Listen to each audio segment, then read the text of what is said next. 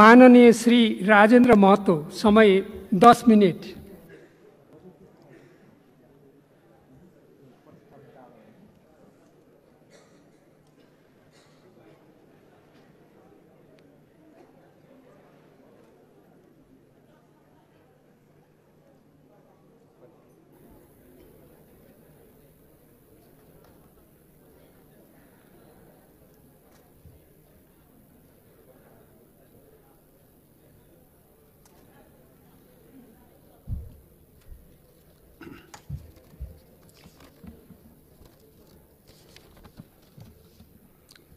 सम्माननीय सभामुख महोदय,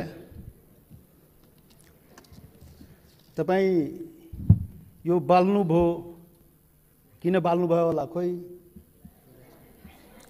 अरू वक्ता बोल्दाखेरि बाल्नु भएन, समय बोल्नु भएन, मेरोमा किन बोल्नु के अरे समय भन्नुभयो, किन बाल्नुभयो, खोइ बुझिएन। मान्य सदस्य, परम्परा त्यस्तै रहेछ। परम्परा त्यस्तै हो। भेदभाव गर्ने परम्परा कायमै राख्ने, त्यो पनि ठिकै हो। सभामुख महोदय, सभामुख महोदय, यो देशमा सैकड़ों हजारौं पटक संसदको बैठक बसेको छ, तर आजको बैठक सारा नेपाली जनता, सम्पूर्ण सबै नेपाली जनता टकटकी लगाएर यो संसदप्रति हेरिरहेको छ। सारा नेपाली जनता, जनताको प्रतिनिधि, यो जुन संसदमा हामी राजनीतिक दलको रूपमा उपस्थित भएका छौं, जनताको प्रतिनिधि तो राजनीतिक दलले आज यो ऐतिहासिक दिनमा के भन्दैछ, के गर्दैछ, त्यो चाहिँ सबै सम्पूर्ण नेपाली जनताको जिज्ञासा र ध्यान चाहिँ आजको संसदको बैठकमा छ। सभामुख महोदय, त्यसैले यहाँ सञ्चार माध्यम पनि आजको बैठक ऐतिहासिक बैठक भनिरहेको थियो र वास्तवमा भन्यो भने आजको बैठकमा वास्तवमा ऐतिहासिक बैठक नै हो। सभामुख महोदय, त्यसैले ऐतिहासिक बैठकको दिन अब के बत्ती बाल्ने, के समय निर्धारण गर्ने, बोल्ने मनमा भएको कुरा बोल्न दिनुपर्छ। सभामुख महोदय, सभामुख महोदय, आजको सामान्य यो प्रस्ताव होइन। सभामुख महोदय, यो देशको भूमिको सवाल हो। देशको भूमि आफ्नो नेपालको नक्सामा राख्ने सवाल हो, त्यो प्रस्ताव आएको छ आज। यो सामान्य प्रस्ताव होइन। सभामुख महोदय, सम्पूर्ण नेपाली जनताको ढुकढुकी त्यहाँ रहेको छ। सभामुख महोदय, भावना चाहिँ रहेको छ त्यहाँ। त्यो सम्बन्धमा बोल्दाखेरि जनताको प्रतिनिधिले आफ्नो कुरा राख्न सक्नुपर्छ। त्यसैले आज प्रतिबन्ध नलागियो। सभामुख महोदय, सभामुख महोदय, यहाँ आजको जुन सवाल हो, जुन प्रस्ताव हो, तो राष्ट्रियतासँग पनि जोडिएको सवाल हो, सम्पूर्ण नेपालीको भावनासँग पनि जोडिएको सवाल हो, देशको के भन्छ सार्वभौमिकता, देशको अखण्डतासँग पनि जोडिएको सवाल हो। र त्यही सवालको रूपमा आज यो चाहिँ नेपालको नक्सामा त्यो चाहिँ त्यो कालापानी, लिपु लेक र लिम्पुवाधुरा लगायतका त्यो भूभाग नेपालको नक्सामा राख्ने प्रस्ताव यो संसदबाट स्वीकृत गराउन आइएको प्रस्ताव हो। सभामुख महोदय, त्यसैले आजको प्रस्ताव बडा महत्त्वपूर्ण प्रस्ताव हो नेपाली जनताको लागि। सभामुख महोदय, नेपाली जनता, आफ्नो सम्पूर्ण नेपाली जनता, हिमाल पहाड तराई मधेसका सबै नेपाली जनता आफ्नो देशप्रति, आफ्नो भूमिप्रति सजग छ, समर्पित छ, संवेदनशील छ। यो कुरा आज यो बैठकले देखाउन सक्नुपर्छ। आज यो कुरा हामीले आफ्नो कामबाट देखाउन सक्नुपर्छ। त्यो देखाउनुपर्छ, हामी देखाउला। सभामुख महोदय, यो गर्दाखेरि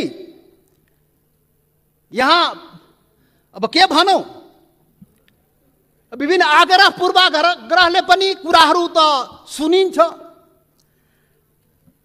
राष्ट्रियताको सवाल पनि एक लौटी रे, कसैको एक लौटी राष्ट्रियता रे। राष्ट्रियताको सवाल आउँदाखेरि ए त्यो मधेसीले राष्ट्रियताको कुरा गर्छ र? ए गर्दैन नि।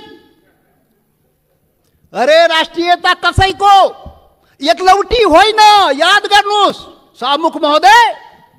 म सबैलाई आग्रह गर्न चाहन्छु, राष्ट्रियता भनेको सबैको सम्पूर्ण नेपाली जनताको नेपाली राष्ट्रियता हो। कुनै एउटा वर्ग, एउटा जाति, एउटा समुदाय, एउटा क्षेत्रको राष्ट्रियता हुनै सक्दैन। यदि त्यस्तो राष्ट्रियता भयो भने त्यो पङ्गु राष्ट्रियता हो। त्यो राष्ट्रियता चाहिँ काम लाग्दैन। त्यो राष्ट्रिय एकतालाई सबल गर्न सक्दैन, बलियो पार्न सक्दैन सभामुख महोदय। त्यसैले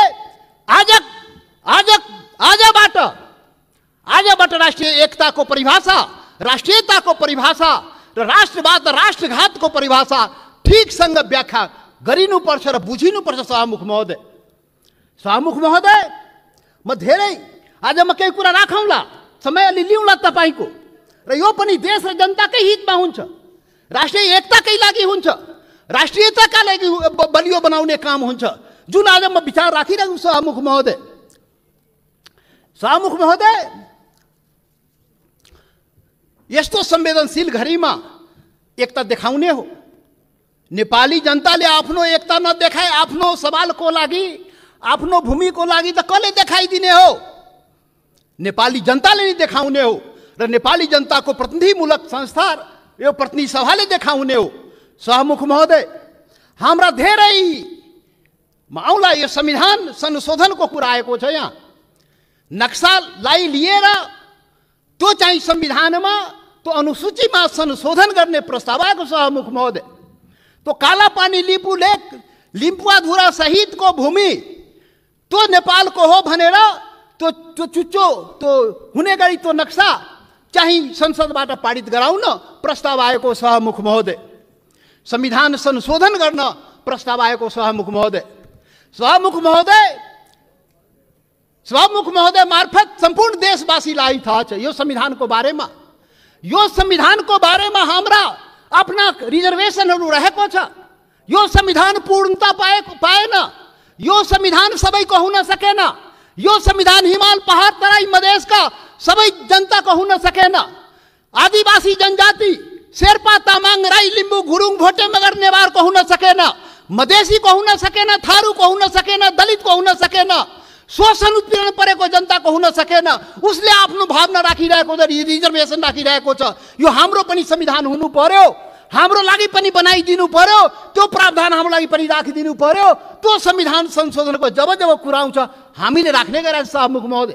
आज पनि संविधान संशोधनकै सवाल आएको छ प्रधानमन्त्रीजी। सभामुख महोदय, तपाईँ मार्फत प्रधानमन्त्री सौभाग्य आज बसिराख्नु भएको छ, प्रत्यक्ष रूपले सुनिराख्नु भएको छ। हामी त्यो संशोधनको जब कुरा आउँछ संविधानको, त भन्दाखेरि नै हामी भने थियो यो सबैको लागि संविधान बनाउनुहोस् है। विगतमा त्यत्रो आन्दोलन भयो, यो देशका आदिवासी जनजाति मधेसी थारू लगायत दलित सबैले आन्दोलन गरेको छ। त्यो संविधानमा सबैको भावना राखियोस् है हामी भने थियौँ। तपाईहरू सहमति गर्नुभएको थियो सभामुख महोदय। यो देशको ठुला पार्टी कांग्रेस, कम्युनिस्ट, माओवादी जतिका के भन्छ एमाले माओवादी सबैले सहमति गरेका थियो। यस्तो संविधान बनाइन्छ र अब यो मुलुकमा विभेद हुँदैन। अब संघीय लोकतान्त्रिक गणतन्त्र आउँछ, सबै नेपाली बराबर हुन्छ, कुनै समुदाय, कुनै वर्ग, कुनै क्षेत्रप्रति केही अन्याय हुँदैन भनेर भनिएको थियो, सम्झौता गरिएको थियो। तर बन्दाखेरि त्यो भएन।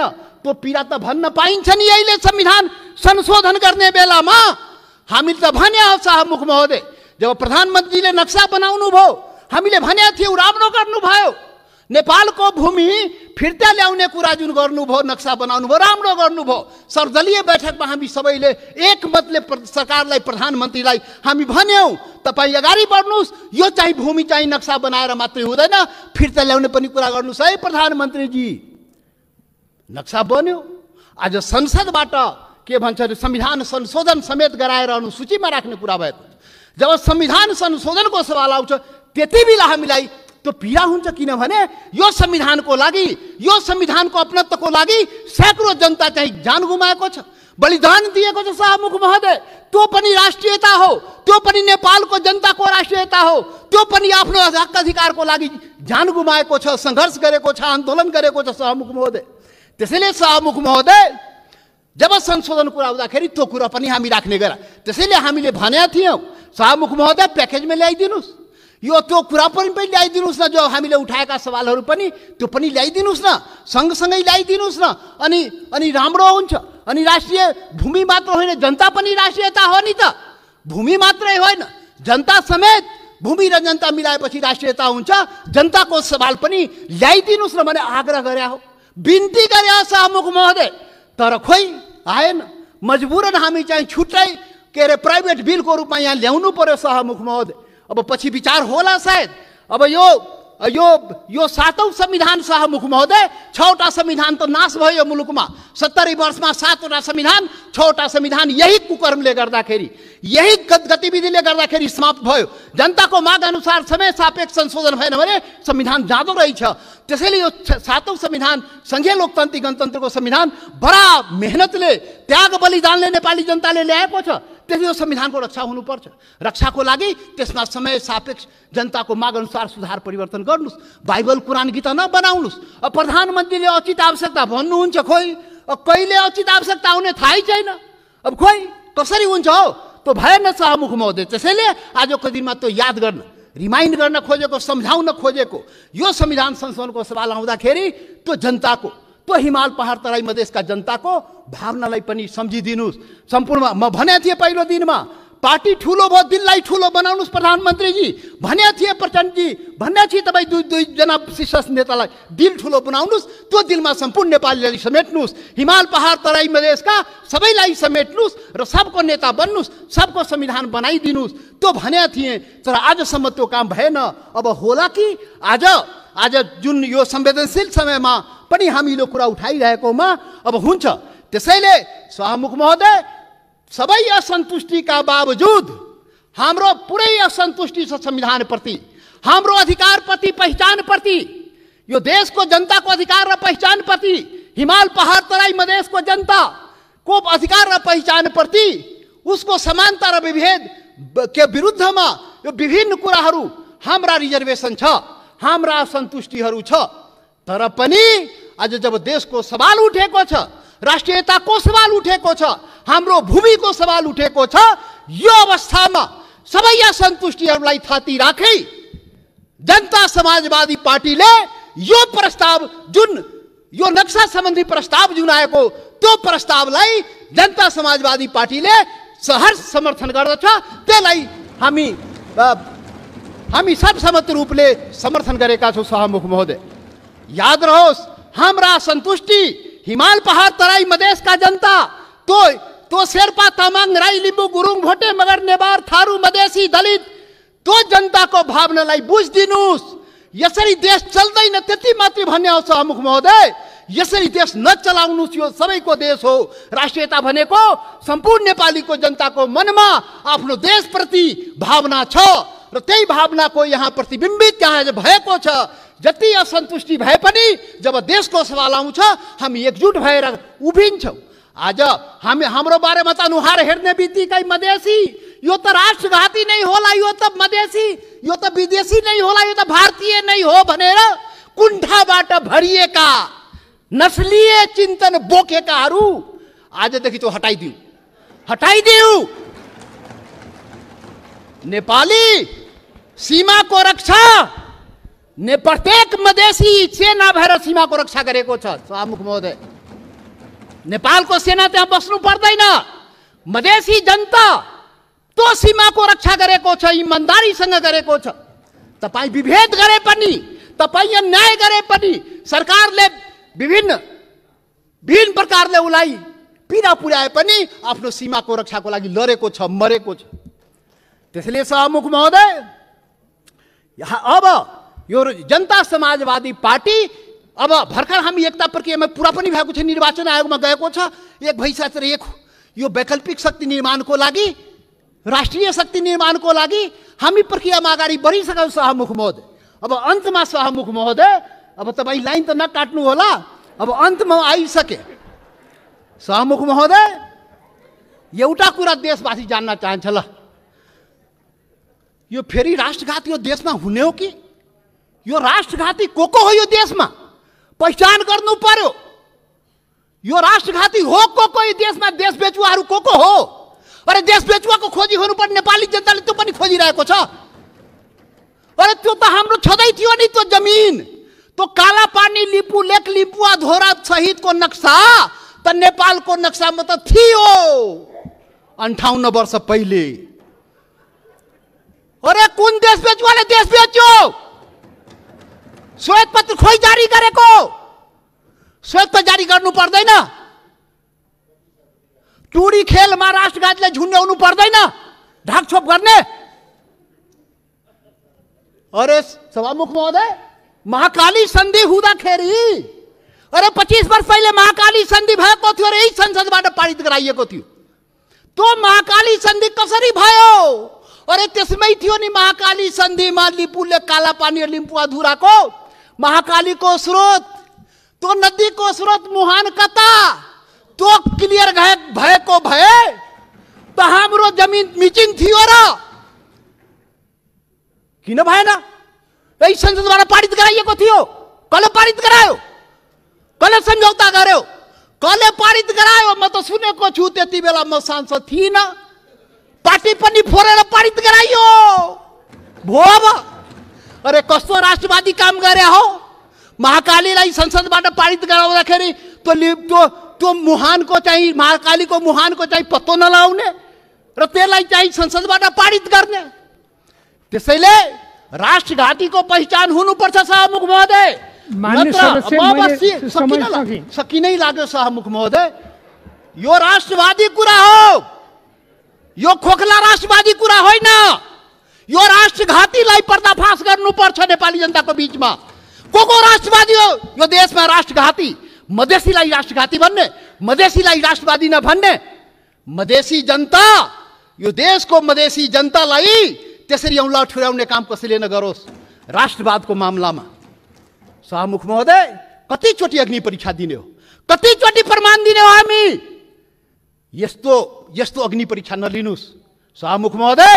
सम्पूर्ण नेपाली जनतालाई म यो रोस्टमबाट आग्रह गर्न चाहन्छु, यस्तो अग्नि परीक्षा नलिनुस्।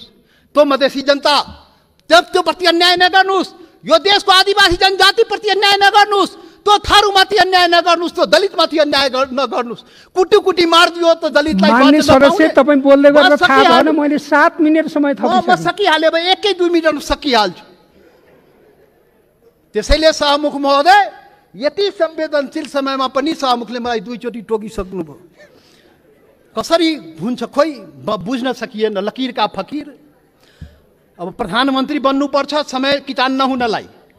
यहाँ प्रधानमन्त्री भएर उहाँ प्रचण्डजी र देउपाजी बोल्दाखेरि समय किटान नहुने, किनभने प्रधानमन्त्री रे। अब जनता समाजवादी पार्टी यो देशको प्रधानमन्त्री भएर अनि रोस्टरमा आएपछि बल्ल त्यो समय पाउने भयो सभामुख महोदय। ठिक छ, त्यो पनि देखाउला, त्यो पनि नेपाली जनताले देखाउँछ। वेट गर्नुस्। अब राष्ट्रवादी राष्ट्रघातीको पहिचान पनि नेपाली जनताले गरेर त्यसलाई टुडी खेलमा झुन्ड्याउनु पर्यो, श्वेत पत्र जारी गर्नु पर्यो। प्रधानमन्त्रीजी, सरकारलाई हाम्रो आग्रह। त्यसैले अन्तमा अब सभामुख महोदय, अब हात जोडेर प्रधानमन्त्रीलाई के म प्रार्थना गरेको भने, यो कागजमा कोरेर नेपाली जनता पाउँदैन। त्यो जमिन चाहियो के? त्यो जग्गा चाहियो नेपाली जनतालाई, भूमि चाहियो। यो चाहिँ समय, यो लोड सेडिङ जस्तै बत्ती आए गए जस्तै नक्साबाट उडाइदिने, फेरि राखिदिने, अनि कुर्सी बचाउनलाई राख्या हो कि के हो त्यो पनि मान्छेले भन्छ। के हो अब के हो? त्यसैले सभामुख महोदय, त्यो जमिन फिर्ता ल्याइदिनु पर्यो। प्रधानमन्त्रीजी सरकारले वार्ता गरेर फेरि वार्ता हेर्नुहोस् सभामुख महोदय। यो बडा संवेदनशील कुरा म भन्दैछु। नेपाल भारतको सम्बन्ध सिंहदरबार र दिल्ली दरबारले बनाएको होइन, याद गर्नुहोला। यो देशको प्रधानमन्त्री केपी ओली र मोदी, नरेन्द्र मोदीले बनाएको सम्बन्ध होइन। यो दुई देशको जनताको बीच बनेको सम्बन्ध, हजारौं वर्षदेखि बनेको सम्बन्धको कडी हो। त्यो हर प्रकारको सम्बन्ध जनताको बीचमा छ, खुला सीमा छ। करोडौं जनता जो तपाईको जनता, मधेसको जनता हो, त्यो त्यसको उपभोग गरिरहेको छ। ऊ आफ्नो दाल नुन चिनी कसरी आउने हो, दवादारुको त्यो आफ्नै स्तरबाट त्यहाँबाट ल्याउँदो रहेछ। नेपाल सरकारलाई थाहा नभए, मतलब नभए पनि चलिरहेको छ। त्यो सम्बन्ध हो, विशेष सम्बन्ध हो। त्यसैले वार्ता राम्रोसँग गर्नुहोस् र भूमि फिर्ता ल्याउनुहोस्, वार्ताको माहौल बनाउनुहोस्, वातावरण बनाउनुहोस्। यहाँ संसदमा उल्टापल्टा कुरा गरेर सम्बन्ध के छ माहौल बिगारेर त्यो चाहिँ अलि अप्ठ्यारो भइजान्छ सभामुख महोदय। त्यसैले त्यो चाहिँ वार्ताको माहौल बनाएर हामीलाई जग्गा फिर्ता चाहियो, नेपाली जनतालाई के अरे यो जग्गा फिर्ता चाहियो। त्यसैले अब जनताले के भन्छ भने यो कोरोनाको अवसरमा जनताको जीवन रक्षा नगर्ने सरकारले हाम्रो भूमिको रक्षा गरिदिन्छ भने जनताले भनिरहेको छ। त्यो चुनौती तपाईँको अगाडि छ। जनताको जीवनको रक्षा पनि गर्नुपर्छ, हाम्रो भूमिको रक्षा पनि गर्नुपर्छ। धन्यवाद। पर्यटन क्षेत्रसँग सम्बन्धित ताजा समाचार हेर्न हामीलाई लाइक, कमेन्ट र सब्स्क्राइब गर्न नबिर्सिनुहोला। धन्यवाद।